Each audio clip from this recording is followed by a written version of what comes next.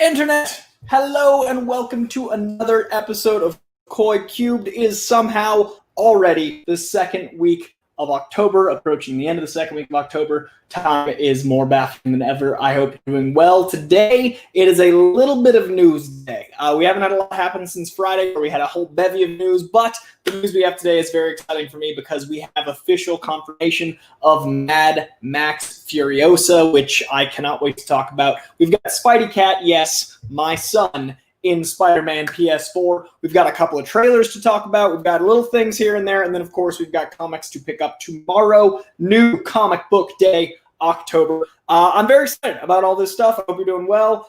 It has been a crazy day in the news. It has been a crazy day in the world, but we are not going to talk about that here. I'm going to try to go the next couple weeks, avoiding as much politics as I can, and then strap in for the last week of October, and I'll see what that does to my numbers. I've lost more followers in the last 6 months than I ever thought I would, but that will be the way it goes for a bit, because I got to balance integrity and tolerance, and this show is about pop culture, but my social media is not. So hopefully you stick around, and then that week I'm going full tilt with the actual real world. But for now, pop culture. Let's get into it.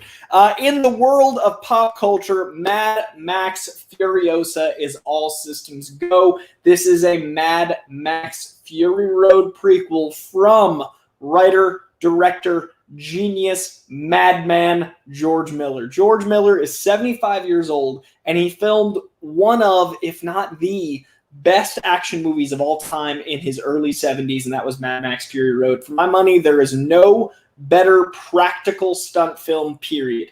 I'm including Mission Impossibles. I'm including Charlie Chaplin in his day. I'm including Jackie Chan. I'm including anything you want. Mad Max Fury Road has more moving parts, more craziness, more variability, more types of stunts per frame, more practical stunts in a movie than should be possible. How that movie exists is beyond me. It is a 2-hour chase, and it never relents, and it only escalates, and it's so much practical, you can't believe what you're watching. And the behind-the-scenes footage is just as good as the movie. And they're both like A's. I can't believe we have that movie, and I never thought we'd get another one, especially the longer away from it we got, especially with all the stuff with Warner Brothers and lawsuits, especially the fact that George Miller coming back to his beloved Mad Max franchise after 30 years felt like a gift in itself. I didn't think we'd get another gift, but we are, and that is a prequel called Furiosa, starring Anya Taylor-Joy as Furiosa. Now, as much as I want Charlize Theron to come back, as much as I get the benefits of a powerhouse like Charlize Theron, because it's Charlize Theron, I think if anyone's going to play Furiosa, Anya Taylor-Joy is a goddamn perfect choice. She, too, is a powerhouse actress. She's instantly captivating. She's interesting. She's fascinating. She's a darling. She's a very... I've interviewed her a few times. I've met her a bunch. She's lovely. And she's got so much intensity that Furiosa needs. So if you want to go young Furiosa, yes, please. Now, a lot of people are saying, like, de-aging technology, blah, blah, blah. The beauty of Mad Max is that it's so practical. If you want to find out what made Furiosa into the woman she is, if you want to see what happened to the world of Mad Max as it evolved into this world, this is how it's done. Now, how Furiosa's world came to become what it is an interesting story. I hope they don't do that thing where they explain every little thing and some of the magic of the ambivalence is gone, but I don't think George Miller would do that. I feel like this is going to be another action spectacle that's going to be a very simple story that's streamlined so you can enjoy the action, and you can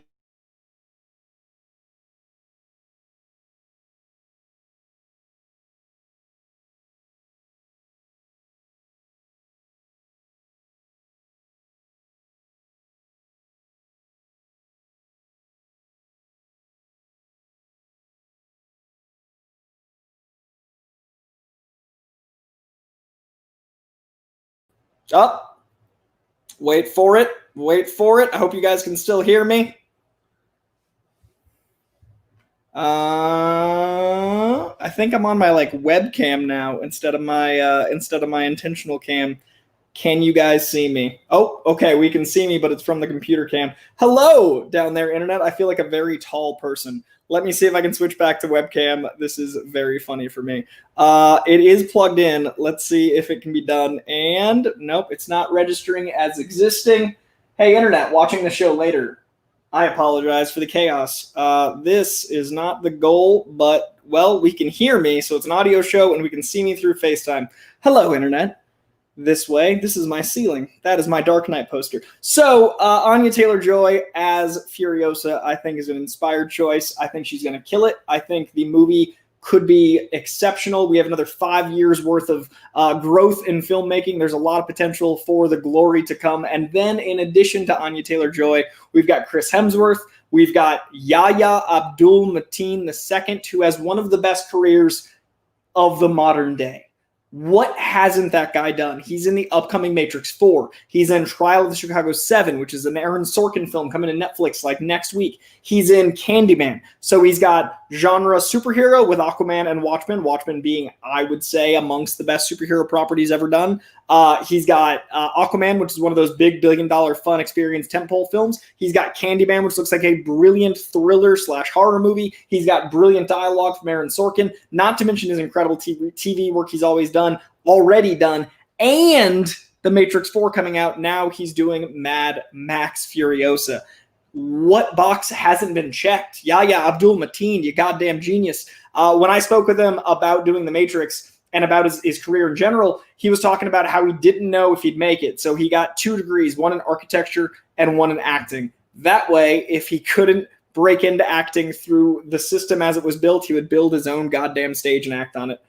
And that is the level of work and hustle and badass that Yahya Abdul-Mateen II is. So I am so excited to see him working with George Miller. I'm so excited to see him teaming up with Chris Hemsworth. I'm so excited to see him with Anya Taylor-Joy. So you put those 3 names together in anything, I'm already in. You add those 3 names to George Miller, I'm invested. You make that a Mad Max movie, here's my money. I'm so invested.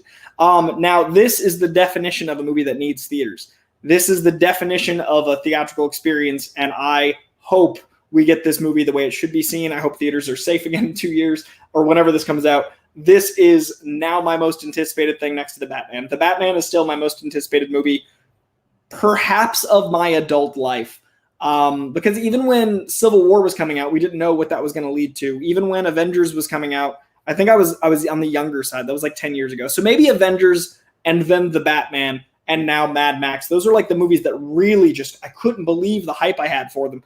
The Batman we're going to talk about later in the show because it is the first time I want to talk about paparazzi photos with you. I fucking hate paparazzi. I think they're vultures. I think they're scum. But there's some pictures that leaked that I'm excited to talk about. I hate the fact that the source is evil, but I got to talk about Batman because I'm not excited for the movie. So I'm breaking my own rule because I'm that excited for the Batman. I'm going to break my own rule, but I'm not going to share those photos because I'm not a monster. So I'm very, very, very excited for a very practical Mad Max Furiosa, and I'm very excited for the cast, and I'm very excited for George Miller to get to make another Mad Max in his goddamn 70s. I hope I'm functioning in my 70s, much less making insane action movies. All right, to our second story of the day. Sorry for the camera change, so we're going to have to adjust. SpideyCat. This cat right here. This cat right here on the table. This cat is in Spider-Man PS4 and PS5. There is no canon SpideyCat in the Marvel comic universe. There is no canon SpideyCat in the entire cinematic universe. SpideyCat is the name I named my son, and now that has been actualized in a video game. That's right, in Spider-Man PS4 and Spider-Man PS5, there are side missions where you can rescue a cat and then it becomes a sidekick to you. So after completing a side mission where you save a cat as Miles Morales has a sidekick cat, SpideyCat, who looks and is my son. So I'm not saying, Marvel, I know you're aware I exist and I know you're aware of my love for Spider-Man. It's kind of my thing. I know you're aware of how much work I've done. I'm just saying I don't even necessarily need, I'd like residuals, but, at least, you can send me a PS5. Invite me to some events. It's Spidey's likeness. You guys got SpideyCat in your game. We noticed. We're excited. If SpideyCat's playable somehow, I'm going to lose my fucking mind. So SpideyCat being in the PS4, PS5 game, especially as the other Spider-Man in the game. So you can play as Miles Morales. Peter Parker, I'm sure, will make an appearance, and SpideyCat makes an appearance. I can't even quantify how exciting this news is to me. Anyone that knows me knows Spidey is part of my entire brand, my existence, my every moment of waking life. And now he's been immortalized in video game form. It even looks just like him. The markings are the same. His walk is the same. It's my goddamn son. I'm so excited about it. So SpideyCat official has an Instagram. It's Spidey. And I hope Sony/Marvel/Insomniac follows it soon because I know they're watching. They took my son, put him in a game.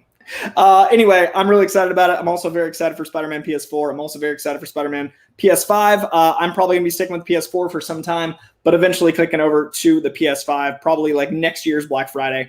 But in the meantime, I love that they're letting us have Spider-Man on basically both properties.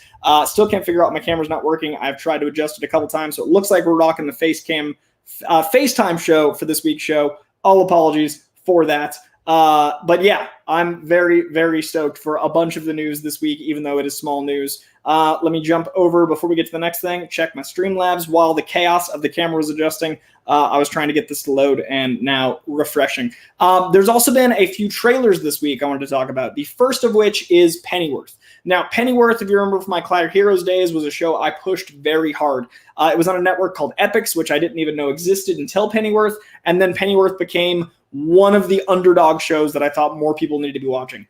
Pennyworth is incredible. Pennyworth tells the story of young Alfred Pennyworth when he was an MI6 agent. You've got Thomas Wayne as the second lead. You've got an incredible Luther-esque backstory for an MI6 agent who happens to be in Gotham, who happens to reference Arkham in the new trailer, who happens to be impossibly charming and very Michael Caine based. It feels like a prequel to Michael Caine's take on Chris Nolan's Alfred.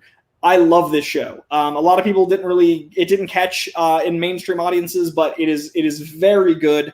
It again reminds me of Luther. I've often said Luther is the second best Batman show ever made, the first of which being the animated series. The Batman that I think of is a detective. He's strong, he's captivating, he's interesting.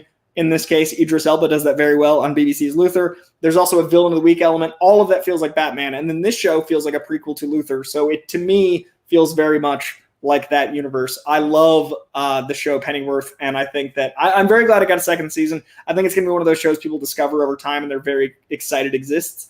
I hope it gets a bigger audience this season. I'd love to see more of it. Check out Epix. Check out Pennyworth. The new trailer just dropped at New York Comic Con this past weekend.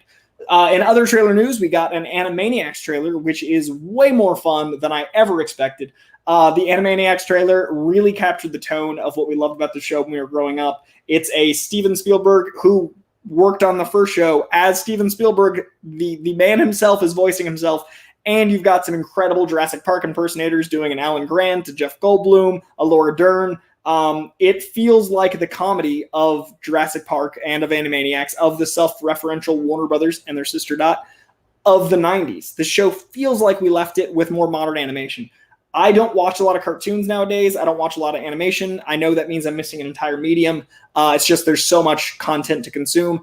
I haven't watched a lot. This is actually one of the first geared young animated properties that I'm like, yeah, like the nostalgia plus the fun of the Animaniacs has me very intrigued. So I might be back for some Animaniac goodness because it's kind of exactly the right time for something that's wacky and Yakko and Dot.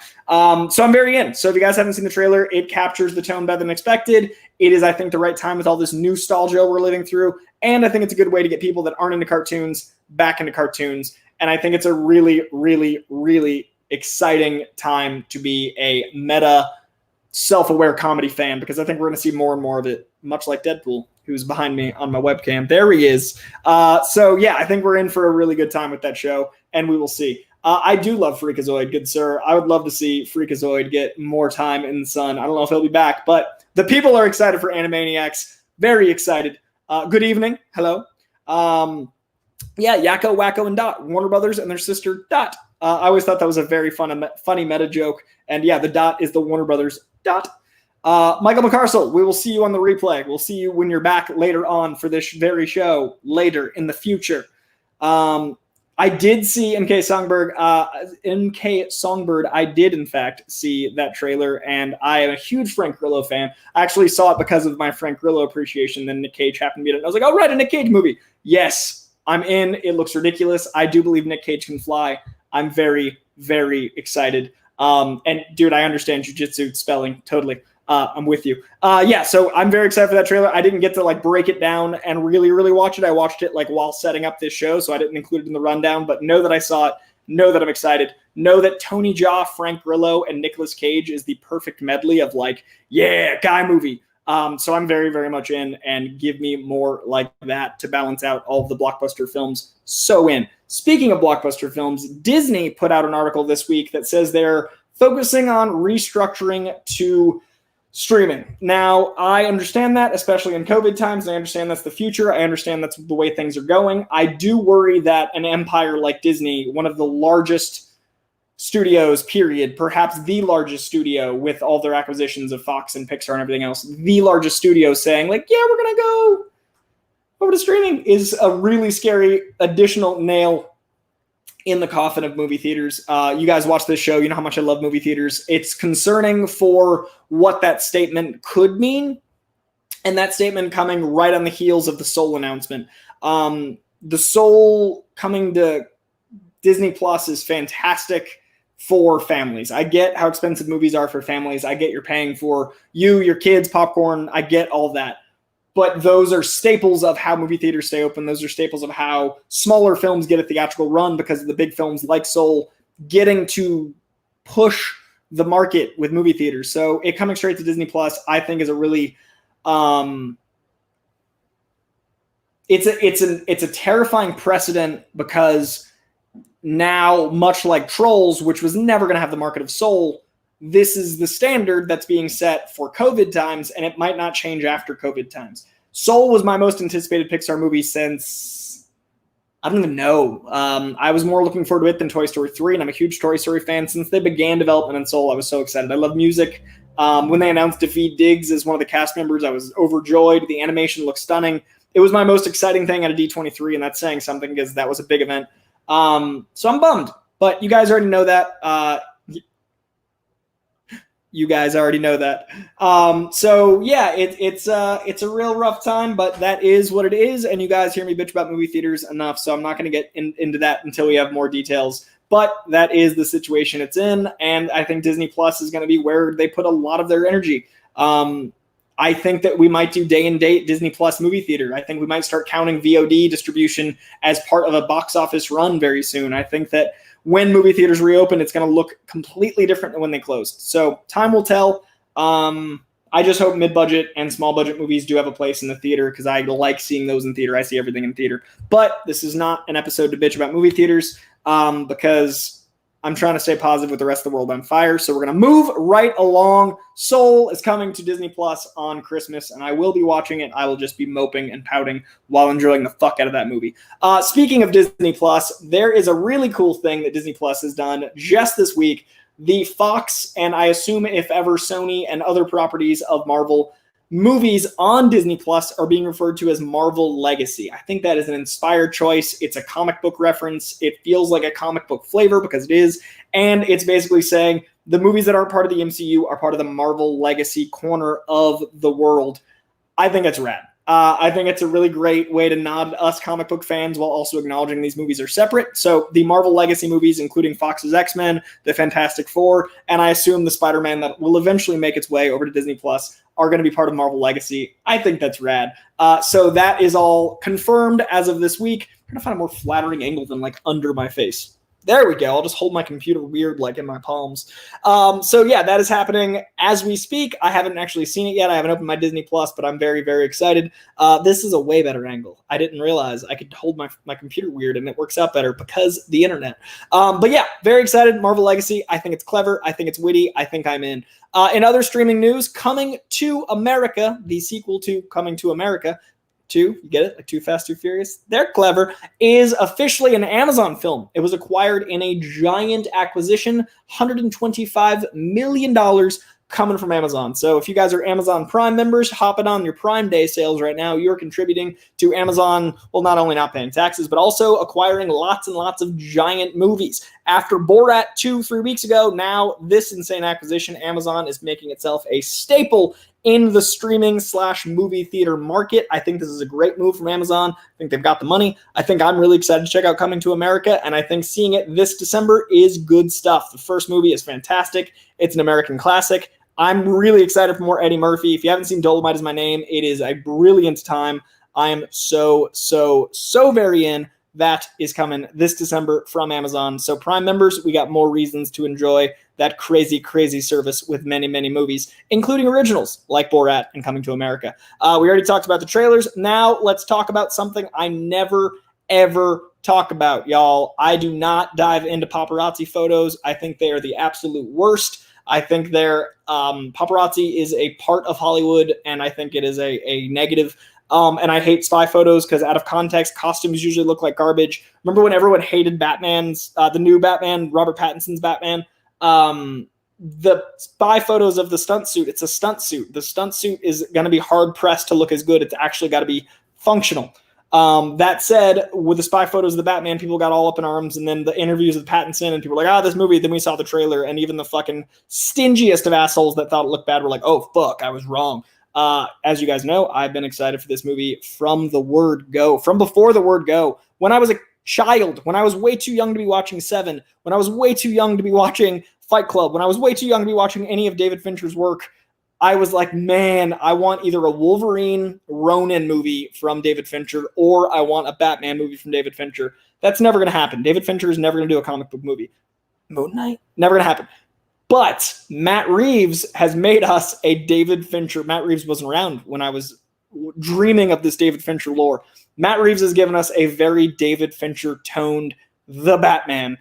Oh boy, does it look good. Now, I, again, don't usually talk about paparazzi photos, but I do want to say a few were snapped this week that had me very intrigued. One, 1963 stunning Stingray is the best car for the fucking Batman. If you're a billionaire, you get whatever car you want. You get a 1963 Stingray that looks like that. Yes, please. Two, the Bat bike is perfect, and the Cat bike is perfect. We got shots of the Bat and the Cat bike, and they are stunning and exactly on board a character. Batman's one of those characters that's got great branding. If you guys haven't checked it out, I did this whole piece over at Skybound called Iconic, why the Batman symbol is iconic. So it's part of their iconic line. It's why the Batman symbol is iconic. I have an entire thesis dissertation about the importance of Batman's iconography. He could give fucking Nike a run for their money as far as branding. And the Bat bike should reflect that. Now, in the Joel Schumacher movies, as silly and fun as they were, they got the branding right. So this, in a more serious tone, should also get that branding right without being very silly.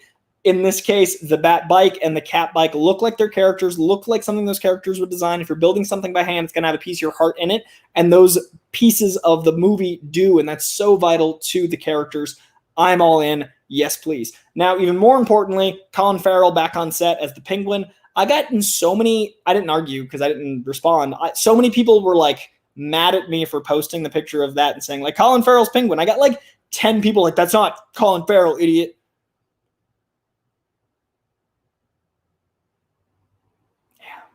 So I'm very excited that we have more footage of how insanely great Colin Farrell looks as Penguin. I thought it was sarcasm at first. There's like this whole contingent online of people that are like ugly shaming. What do they even call that? Like when they put a skinny person in a fat suit, people are mad they didn't just cast a fat person. When they put blank in a blank, people are mad at blank. Well, I don't know what you call like handsome shaming. There's people mad they didn't cast someone unattractive to play Penguin. They cast an attractive person. It's almost like they wanted Colin Farrell to get to play acting, to get to do the acting, because he can't help that he's handsome. But if he wants to play this character because he likes the character, perhaps we let him be the character. I'm happy for him. I'm very excited to see Colin Farrell get to be a character actor. I think some of Colin Farrell's best work is in stuff like In Bruges and The Gentleman and roles where he gets to play and be a character actor. I think he gets very bored playing handsome guy in like Wuthering Heights-esque roles when he's just playing like handsome leading man. It doesn't seem like he's having as good of a time. I'm excited for character actor Colin Farrell, who happens to be trapped in a handsome body, to get to play the Penguin. I'm very in. So if people are so bored they want to bitch about a handsome person playing an ugly character, they should get a hobby.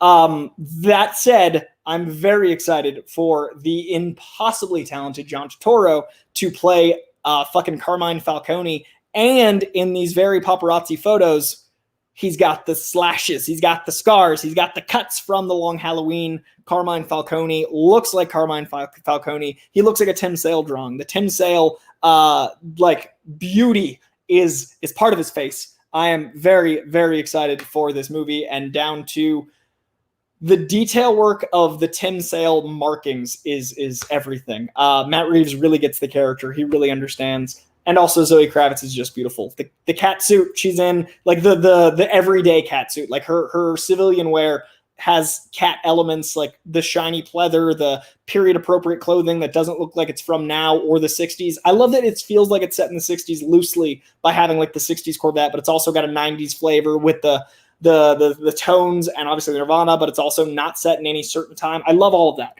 But her suit especially is just stunning. I'm so very excited, and I got a lot of love for Zoe Kravitz as an actress, so I'm really excited to see her portrayal of Catwoman, and every photo has me more and more excited. So I'm all sorts of in. And of course, Robert Pattinson, I think, is a goddamn genius. So I'm invested. I can't wait. Time will tell. So there are out there paparazzi photos. If that's your cup of tea, those are the images I've seen. Bat and cat bikes, Falcone looking like a boss, Pattinson and Miss Zoe Kravitz looking awesome and like their characters. Everything's coming up Millhouse on this movie, and they are currently filming in Liverpool. And Matt Reeves looks like he's dressed for an arrival cutscene because he's being safe, as should everyone be. And there's lots of masks on set. There's more masks on that set than your local Trump rally, which is not surprising, but it's good to see that people are being safe. So I am very, very much in for this experience. And give me the goddamn Batman in October 2022. We got some time. Is it October still? No, I think it's March 2022. Apologies. Give me that Batman March 2022. Cannot wait for that motherfucking movie. All right, that is going to be it for the news. Like I said, it was a somewhat light news week. Let me just check over on the Streamlabs before I jump into the comic book Rex for tomorrow, as well as my streaming recommendations for this week in October. There's a few things new to streaming that I am particularly excited about. I mentioned it earlier casually, but today is Amazon Prime Day, which is like Black Friday for one particular company, but other companies are following suit. Target's got some sales on Blu-rays and PS4 games. Best Buy's doing a Blu-ray sale. So I talk about physical media all the time. It's another great way to support movies is picking up physical media, and it's also a great way to not worry about rights issues when your streaming service XYZ doesn't have the movie you want. If you own it, you get it all the time. And I usually don't pay more than like $10 for a movie. So Black Friday is awesome. Prime Day, I don't love this form of capitalism, but sales are fantastic. So yeah, I'm going to dive into the streaming recommendations right meow, and then we're going to finish it off with comic book stuff. On streaming, as of this weekend, you've got Batman the Killing Joke on Netflix, which I've never seen. I'm very excited to check it out. It is dropping on the 15th. That is Thursday of this week. Batman the Killing Joke on Netflix. On Friday, the 16th, one of my most anticipated movies of the year, the whole year, whether it was in theater or streaming, was and has been The Trial of the Chicago 7. I've only got more excited about it because I'm a huge Sorkin fan, and the cast is next level. We're talking Joe Gordon-Levitt, Sacha Baron Cohen, Yahya Abdul-Mateen II, all with Sorkin dialogue and Sorkin direction based on a true story that is sadly quite topical and important today. That is Friday on Netflix. I am so stoked. That'll probably be a breakout review. I'm probably going to review that either on Tuesday's show or its own separate thing. I am so stoked for The Trial of Chicago 7, dropping this Friday on Netflix. Also dropping on the 21st, early next week, My Guest Needs No Introduction with David Letterman, Season 3.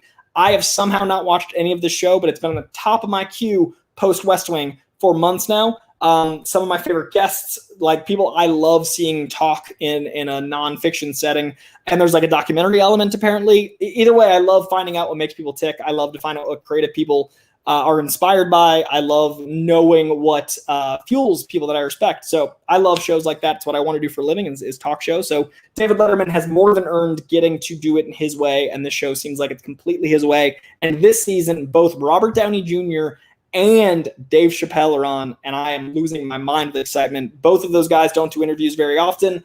I can't wait to see long-form Downey and long-form Chappelle get to break down their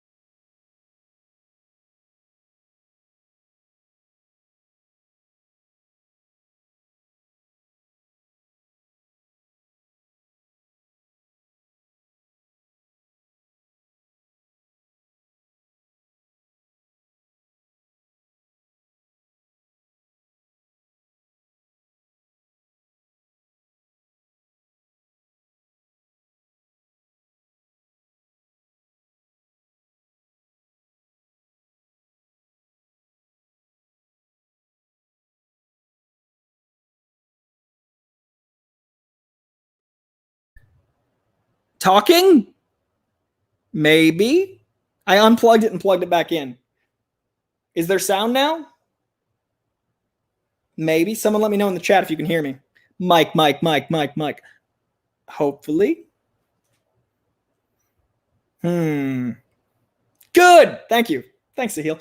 So I was saying how excited I am for West Wing, and you probably have heard me say all this before. I was saying that I was Sterling K. Brown's one of my favorite actors. He is reprising the role that the late great John Spencer played, and we lost him since the show wrapped. So the idea of combining Sterling K. Brown, a reunion of one of my new favorite shows, which is 15 years old, and doing it for a great cause is perfect HBO. So I very much appreciate it.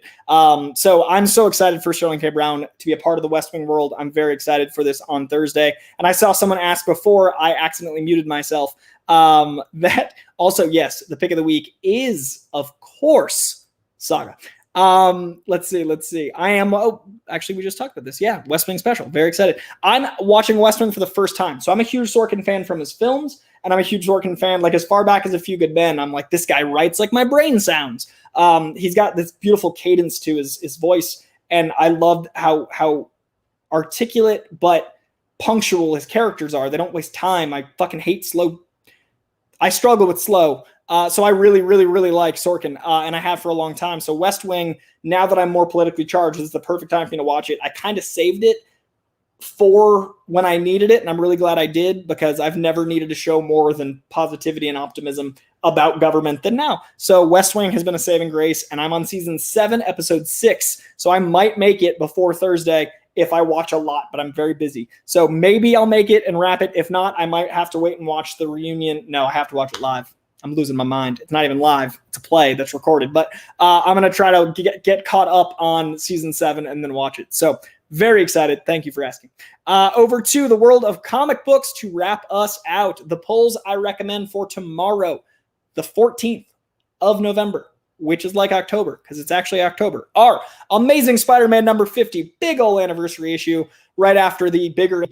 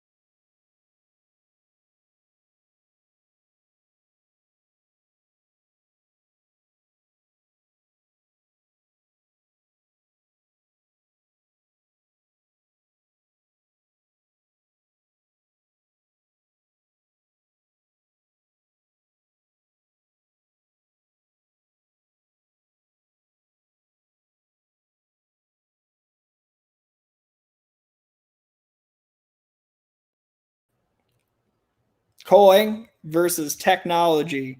Technology 2, Coy 0.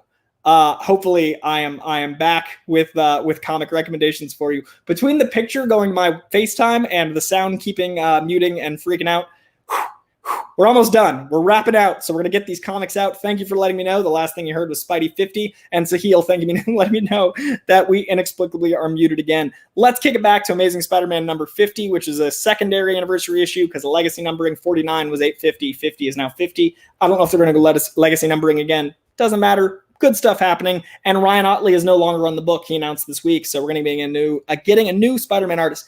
Animorphs number 1. This one's exciting because I didn't know they were adapting this. I don't even know what publisher's making it, but I love the Animorph book series as a kid, so I'm hoping that finds an audience, especially with them adapting them into movies. I think it's smart to try the comic book market.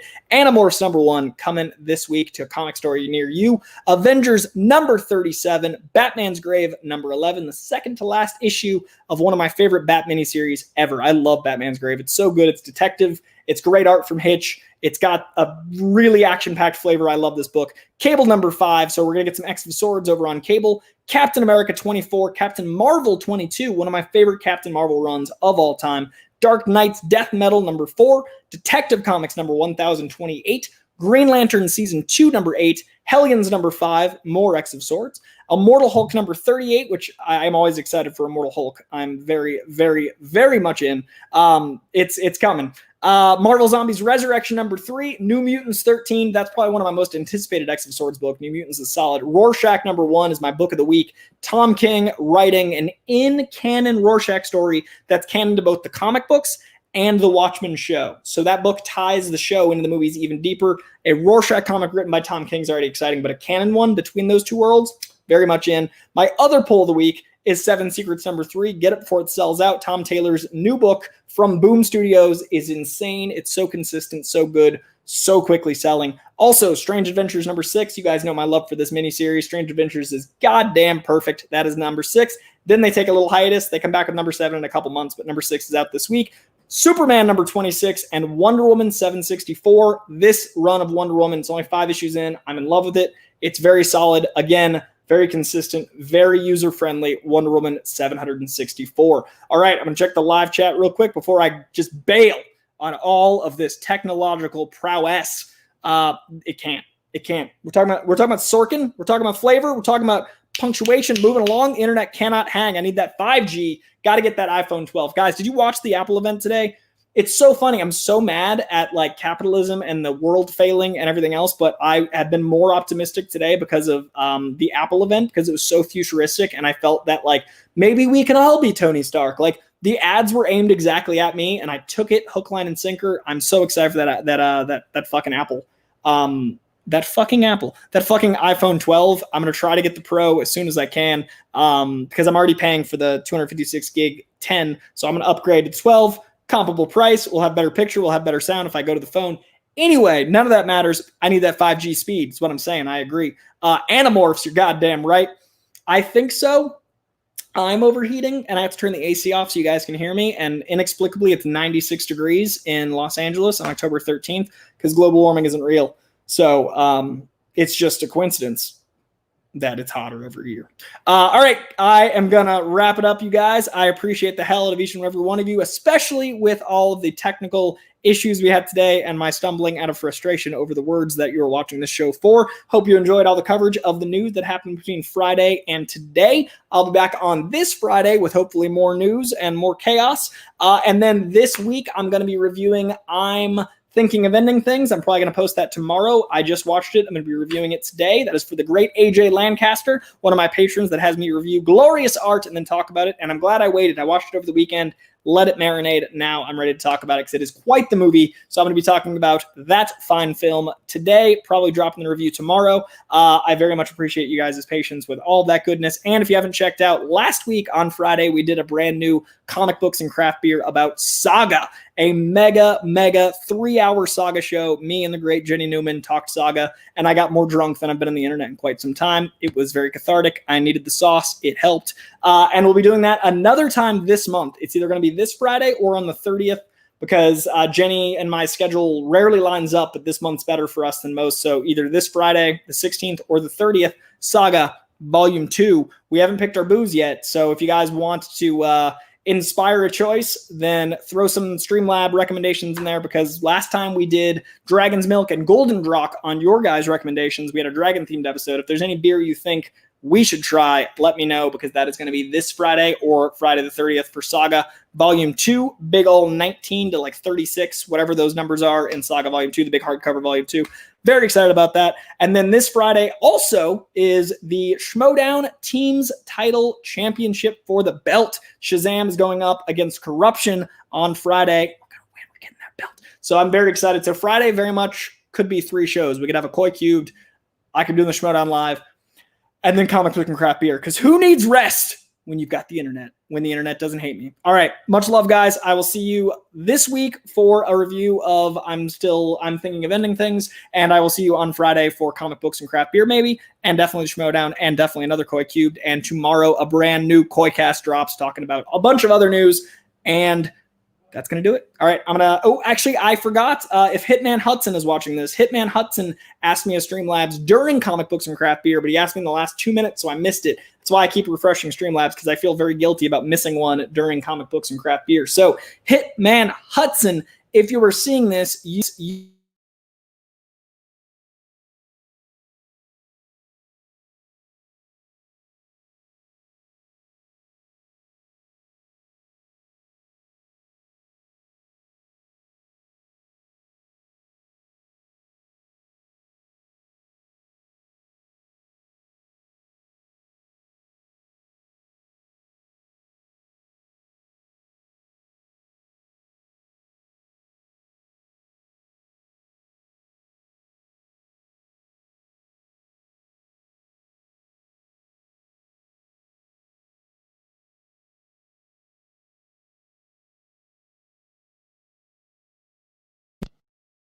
It's fate.